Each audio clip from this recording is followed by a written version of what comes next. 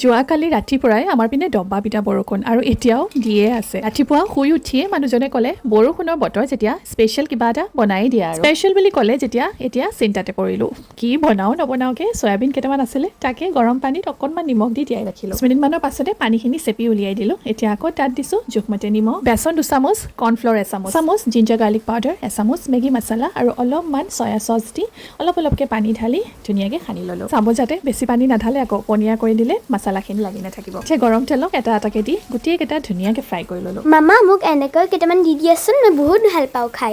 এইদৰেও snakes হিচাপে খাব পাৰে দেই। দেহা মানুহে বিৰাট ভাল পায় খায় আৰু খাবলৈও খুব সোৱাদ হয়। এতিয়া ফ্ৰাইড মছলা চয়াবিনখিনি কাঢ়ি ৰাখিলোঁ। একেখিনি তেলতে 1 চামুচ জিৰা দিছোঁ আৰু এগালমান কুটি লোৱা নহৰুখিনি গল্ডেন ব্ৰাউন হৈ যোৱাৰ পাছতে এটা কণী ভাঙি দিলোঁ। লগতে দিছোঁ অলপমান নিমখ আৰু অলপমান চয়া চচ। এতিয়া ঢালি দিলোঁ জহা চাউলৰ ভাত এবাটি। এইখিনি ভালদৰে মিক্স কৰি লোৱাৰ পাছত ঢালি দিলোঁ মছলা চয়াবিনখিনি। এতিয়া দিছোঁ 1 চামুচ ফ্ৰাইড ৰাইচ মছলা আৰু অলপমান জালুকৰ গুড়ি কুটি দিছোঁ ধনিয়া। এয়া দেহা মানুহ আহিছিলে আকৌ চয়াবিন ল'বলৈ, পিছে মই ফ্ৰাইড ৰাইচ বনাই দিলোঁ। স্পেচিয়েল ৰেচিপিটো কেনেকুৱা লাগিলে জনাব।